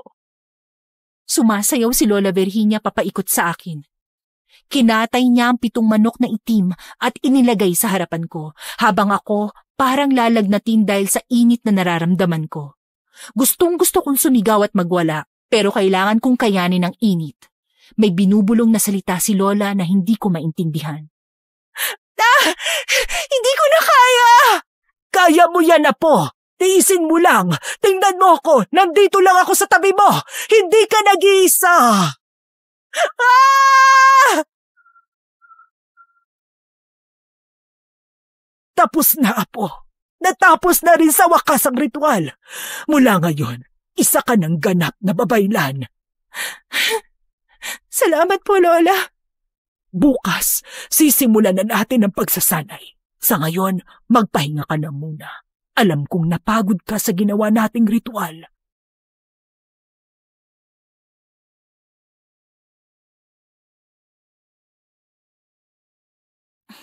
Lola Virginia, handa na ako magsanay. Magaling, Ellen. Hawakan mo ang punyal na yan. Labanan mo ko ng mano-mano. Huwag kang magdadalawang isip na tamaan ako. Sige ho, Lola. Lagi mong isipin na kalaban mo ko. Ibigay mo ang lahat ng lakas mo. Handa ka na ba? Handa na po ako, Lola. Tamang tindig. Bahala na kung gaano kalaki ang kalaban mo. Pero kung mali ang posisyon mo, matatalo ka kaagad. Anong tamang tindig, Lola? Bahagya mong ibukaka ang mga paa mo. Pantay dapat ang bigat ng katawan. Yumuko ka ng kaunti at lagi kang handa. Ganyan nga yan. Ayusin mo yung balikat mo. Nakukuha ko na, Lola. Ayusin mo pa para hindi ka matumba kapag inatake ka. Huwag kang magpapalinga-linga. Dito mo lang ituon ang atensyon mo. Naiintindihan ko, Lola. Kailangan nakatuon ang atensyon ko sa kalaban. Tama. Ngayon, kunin mo ang punyal mo. Hawakan mo yan na parang bahagi na siya ng katawan mo. 1, 2, 3. Ya! Ayusin mo ang pagkakahawak mo. Dapat may direksyon ang bawat galaw mo. Tamaan mo sa tagiliran. Kung may aswang sa harap mo, ito ang mahina niyang bahagi. Hindi po ba't sa puso ang pinakamahinang bahagi niya sa katawan? Kung kaya mong tamaan ang puso ng aswang, mas maganda. Pero bihira ang pagkakataong yon. Kaya para mas madali, sa tagiliran mo muna siya puntiryahin. Sige po, Lola. Handa na po akong atakihin ng aswang. Humanda ho kayo! Hindi kita bibigyan ng pagkakataon, Ellen. Uunahan kita. Tingnan natin kung matatag ang posisyon mo.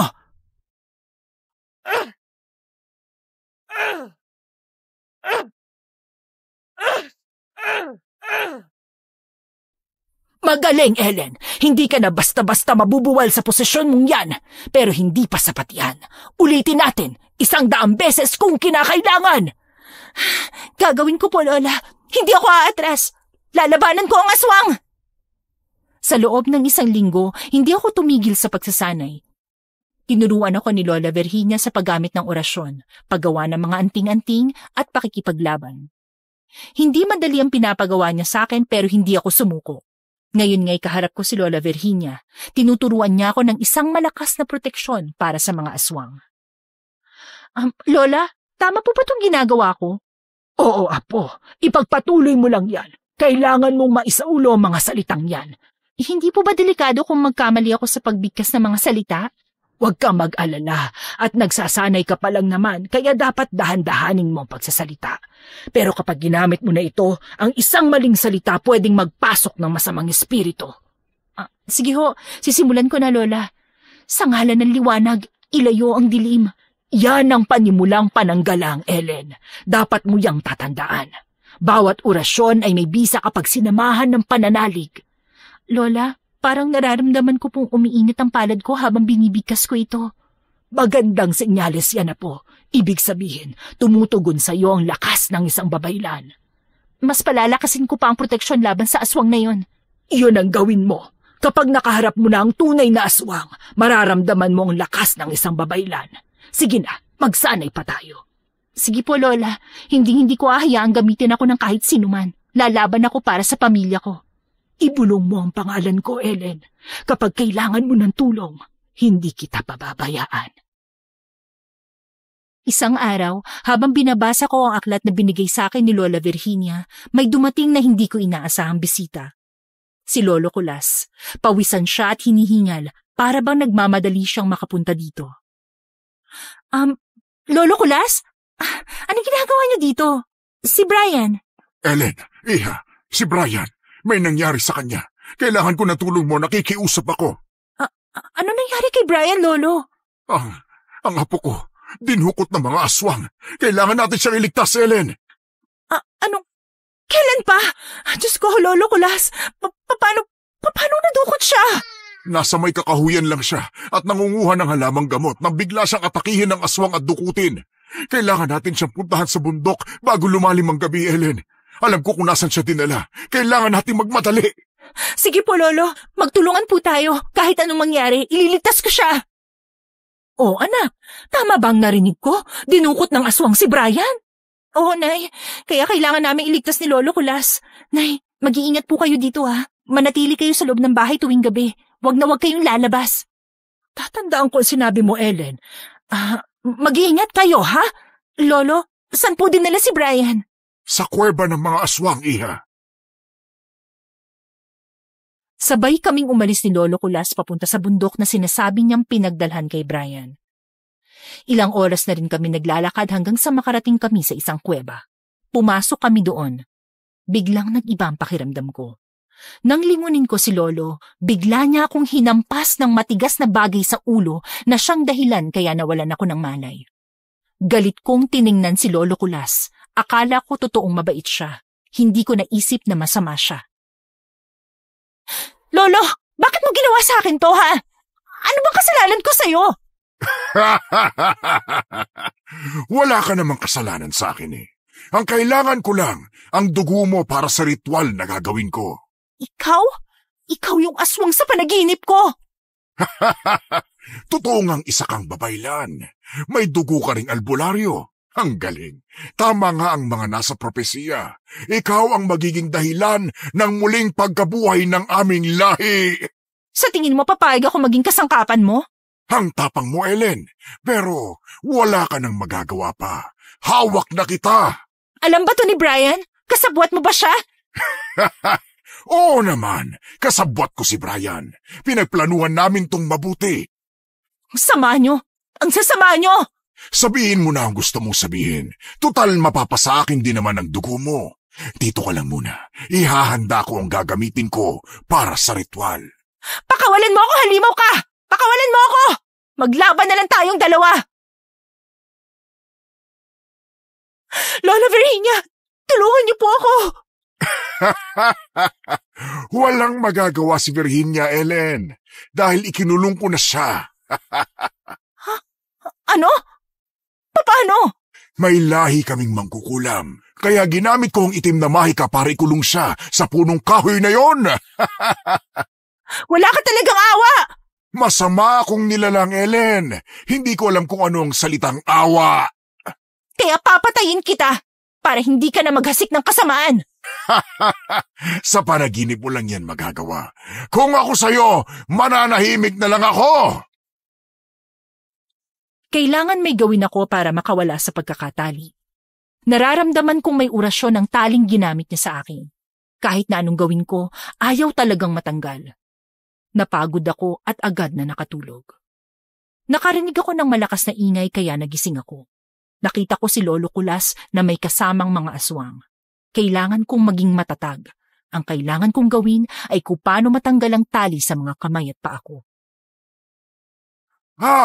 Kising ka na pala. Handa ka na ba para sa gagawin nating ritual? Ang isang kalahating babaylan at kalahating albularyo ang siyang magiging alay namin para sa aming lahi. Huwag ka muna magsaya, Lolo Kulas, dahil hindi niyo pa ako tuluyang nakukuha. Ang dugo mo, Ellen, ang susi para mabuhay muli ang aming lahi. Pero sa tingin ko, mahihirapan ako sa'yo. Hindi ko akalaing matapang ka. Isa akong tao! Hindi ako gamit! Hindi ako alay! Kaya pakawalan mo ako! Ang init naman ng dugo mo. Pero pwede bang huwag ka masyadong sumigaw? Sumasakit na ang tenga ko sa'yo eh. Sisigaw ako hanggat gusto ko! Sabing manahimik ka! Hindi mo pa alam ang halaga ng iyong dugo sa katulad namin. Mga babaylan ang pumatay sa aming lahi. Kaya ikaw ang magbabayad ng lahat ng yon. Ginawa ng mga ninuno ko kung anong tama. Kayo din ang gumawa ng kapalaran nyo. Kaya wala kayong karapatang gamitin ako para sa mga kasamaan nyo. Sayang ka, Ellen. Gusto pa naman sana kita para kay Brian kung naging normal na tao ka lang. Pero hayaan mo na. Ginamit ka rin naman niya. Hindi ako papayag na makuha nyo ang gusto nyo. Lalaban ako hanggang sa huling hininga ng buhay ko. Siya sige. Bibigyan kita ng pagkakataon para labanan ako. Huling pagkakataon mo na to, Ellen. Salamat sa pagkakataong binigay mo. Asaan mong hindi ako magpapatalo sa'yo. Paano mo ako natamaan? Kasi ang hina mo! Humanda ka! Napaatras siya, napahiyaw ng malakas. Ilang sandali pa, unti-unti na siyang nagpapalit ng anyo ng isang aswang. Nagulat ako nang lumundag ang 3 aswang papalapit sa akin. Para silang daga na may buntot ng ahas. Humugot ako ng hangin at nilabanan sila. Isa-isa kong natalo ang 3 aswang. Ngayon, kaharap ko na si Lolo Kulas para labanan. Pinili mo ang kamatayan, Ellen. Tingnan mo ako. Tingnan mo ang tunay kong anyo!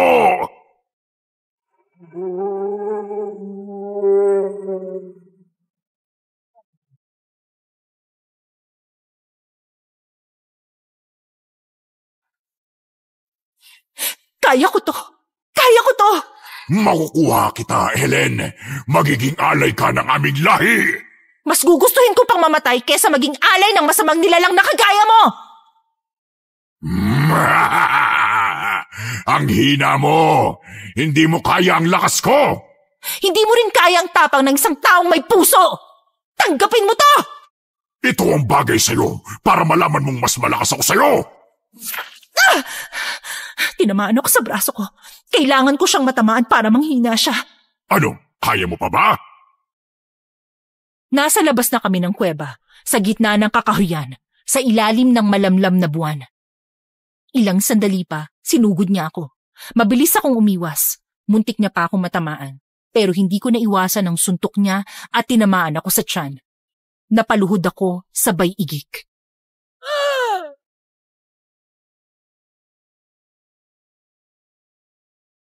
Ellen! Ellen!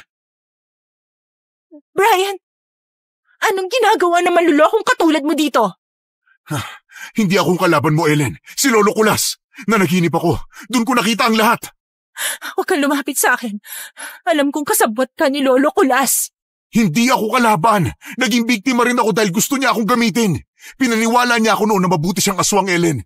Ngayon ko lang nakita ang totoo sa kanya. Ang plano niya ay gawin kang alay para mabuhay muli ang kanyang lahi. Maniniwala ka ba sa sinasabi niya, Ellen? Siya ang nagturo kung nasan ka. Kaya kita natunton. Hindi mo na ako maloloko pa, Brian! Ellen, kung gusto mo akong patayin, hindi kita pipigilan. Pero pagkatapos mo akong tapusin, nakikiusap akong tapusin mo si Lolo Kulas. Hindi siya titigil hanggat may natitira pang babaylan. Gagamitin ka lang niya sa kasamaan.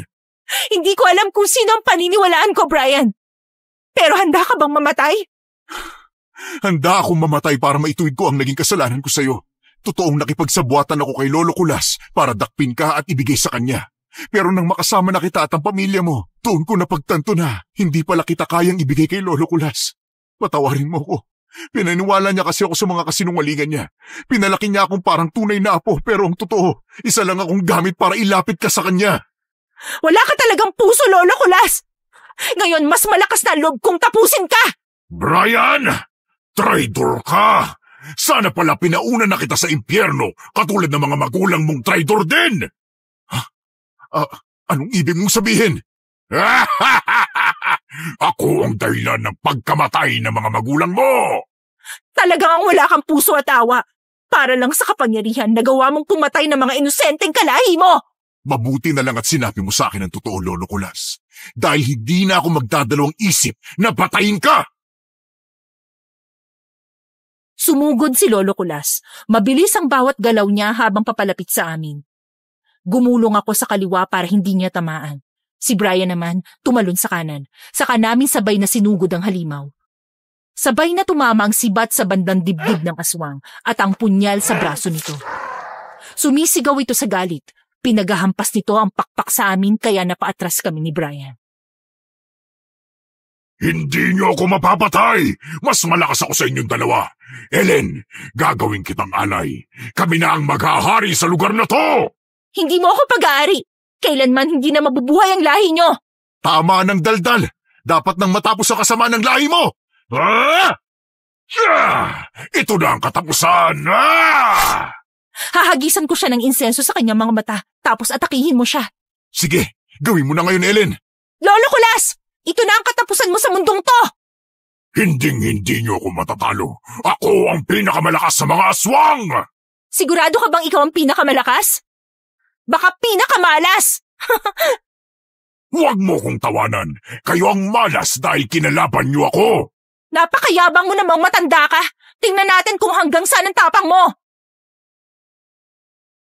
Mabilis kong hinagi sa mukha nito ang insenso. Malakas na sumigaw si Lolo Kulas. Sumugod naman si Brian dito at gamit ang sibat, tinusok niya ang dibdib nito. Tumalsik ang dugo ng halimaw, itim na parang langis. Muli niya itong tinusok, paulit-ulit para tuluyan na itong mamatay. Tumirik ang mga mata nito at nanghina. Unti-unti silang naging abo at sumama sa hangin.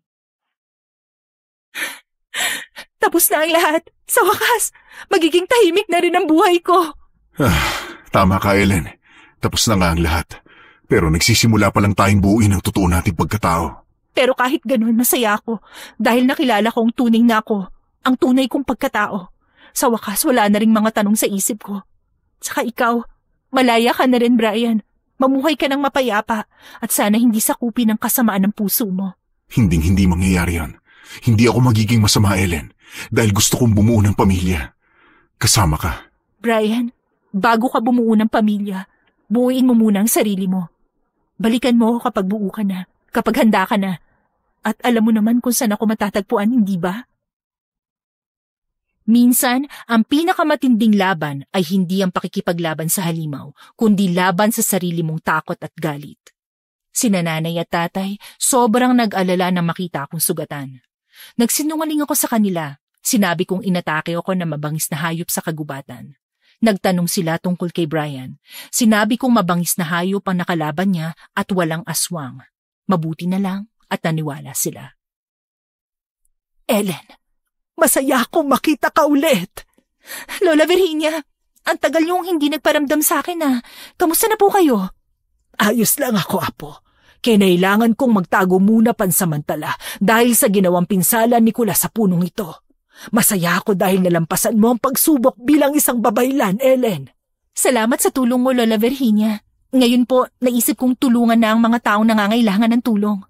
Sana maging masaya din ang puso mo, Iha. Alam kong namimiss mo ang binatang yon. Hindi masamang magmahal, Ellen. Ellen? Brian, ano ginagawa mo rito? Nandito siya para suyuin ka, anak. Hindi ko na siya paiinumin ng alak. Pangako yan, anak. Mukhang botong-boto talaga kayo kay Brian, ah. Alalahanin nyo, ako ang anak nyo, ha? Siyempre, gwapo ako, mabait pa. Wow, yabang ah. Ellen, nabuo ko na ang sarili ko at handa na akong buuin ito kasama ka. Kung hahayaan mo ako. Hahayaan na kitang manligaw, Brian. Makalipas nga ang ilang linggo, patuloy pa rin sa panliligaw si Brian sa akin. Gusto kong pahirapan siya para malaman ko kung hanggang saan ang kanyang kayang gawin para sa pagmamahal niya sa akin. Pero matatag siya at hindi man lang sumuko. Isang gabi, habang nasa labas ako ng bahay, tinawag ako ni Brian. May gusto siyang ipakita sa akin. Pumayag naman akong sumama sa kanya sa kagubatan. Nagulat ako nang magpalit ng anyong aswang si Brian. Anong ginagawa mo? Huwag kang matakot. Gusto ko lang ipakita ang ganda mula dito sa itaas. Ano, tayo na? Sigurado ka bang hindi mo ako iuhulog? Mukhang wala kang tiwala sa akin ah. Oo na! Tara!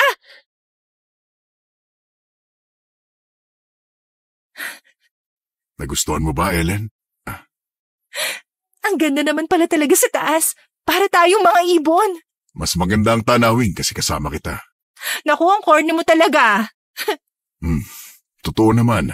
Tingnan mo, yung ilog na yan, parang pilak na sinulid sa dilim. Oo nga, no? Hindi ko to napapansin kapag nasa baba ako. Kaya gusto kong dalhin ka rito para makita mo kung gaano kaganda ang mundo kahit sa gitna ng kadiliman. Parang nakakalimutan ko ang takot kapag ganito ang tanawin. Salamat, Brian, ah. Takot? Saan ka natatakot? Sa akin o dahil nasa himpapawid tayo? Natatakot akong tumingin sa baba, pero ngayon, nawala na ang takot ko.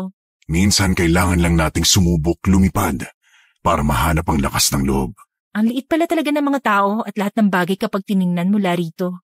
Ang mga problema, parang kasing liit lang din, no? Tama ka, Ellen. Kaya nakakawala ng problema kapag nasa itaas ako. Kaya mahal kita eh. Dahil kahit aswang ka, may mabuti ka pa ring puso. Salamat sa pagmamahal mo, Ellen. Kaya hindi kita sasaktan, mahal ko. Hindi ko inaasahang mahalin ka, Brian. Masaya ako at napasaya kita, Ellen. Parang panaginip lang ang lahat ng to. Hindi ito panaginip, Ellen. Totoong-totoo ito. Mabilis na lumipas ang 2 buwan. Unti-unti na ring bumalik sa normal ang buhay namin. Pumapalaot si tatay kasama si Brian. Ako naman, tinutulungan si nanay sa gawaing bahay at gumagawa na rin ako ng mga dekorasyon na gawa sa kapis shell. Ellen, bulaklak nga pala para sa'yo. Wow ha! Araw-araw mo na akong binibigyan ng bulaklak niyan. Baka maging flower shop na tong bahay namin. Ayaw mo ba ng bulaklak? Siyempre gusto, lalo na't galing sa'yo. Akala ko kasi baka nagsasawa ka na sa bulaklak eh. Masaya ako kapag nakikita ka nakangiti. Naku, bolero ka talaga. Pero sige na nga, bibigyan kita ng reward sa bulaklak na to. Isang ngiti lang ah. Bahayos na yun, no? Pero, may isa pa sana akong hiling. Hiling agad? Sige nga, anong hiling yan? Ellen, gusto mo bang sumama sa akin mamaya? Saan naman tayo pupunta? Secret muna, may papakita ako sa'yo. Wala bang katapusan ng sorpresa mo, ha? Basta para sa'yo, lahat ng surprise gagawin ko. Ganda ng buwan. Para ngayon ko lang napansin kung gaano to kaganda. Mas lalo itong gumaganda sa paningin ko, lalo na kapag katabi kita. Hoy, sobra ka naman kung magpakilig. Ellen, seryoso ako. Brian? Matagal na kitang mahal at alam mo yon. Kung papayag ka... Papayag na ano? Gusto kitang maging kasintahan, Ellen. Oo, ang sagot ko, Brian. Matagal na rin kitang gusto. Talaga? Grabe. Parang gusto kong tumalon sa tuwa. Uy, wag kang ganyan. Baka may makakita sa'yo. Isipin pang baliw ka. Hindi ako makapaniwala sa sagot mo, Ellen. Ang tagal kong inipon ang lakas ng loob ko para sabihin to sa'yo. Paano pala kung hindi kita sinagot? Anong gagawin mo? Maghihintay pa rin ako kahit gaano pa katagal. Kasi ikaw lang ang gusto ko, Ellen. Malamig ang gabi pero parang hinaplos ng mainit na kamay ang puso ko. Naging saksi ang buwan sa pagmamahala naming dalawa. Mula ng sandaling yon, alam kong mabubuo na ang pangarap ko kasama siya. Kinabukasan, binalita namin sa mga magulang ko ang tungkol sa relasyon namin ni Brian. Tamang hinala ko na gusto ko rin ng anak ko, Brian. Ay nako, matagal ko na yung inaasahan. Pakipot lang talaga tong anak ko eh. Pinatagal pa kasi. Pasensya na ho naging torpe din ho kasi ako eh. Nahihiya pa siya, Nay, pero panay ang banat sa akin. Kaya yun, nadala rin sa wakas. Basta't mahal niyo ang isa't isa. Wala kaming tutol, Ellen. Alagaan niyo lang ang isa't isa at pahalagahan niyo ang inyong relasyon. Welcome na welcome ka sa amin, Brian. Para ka na naming anak.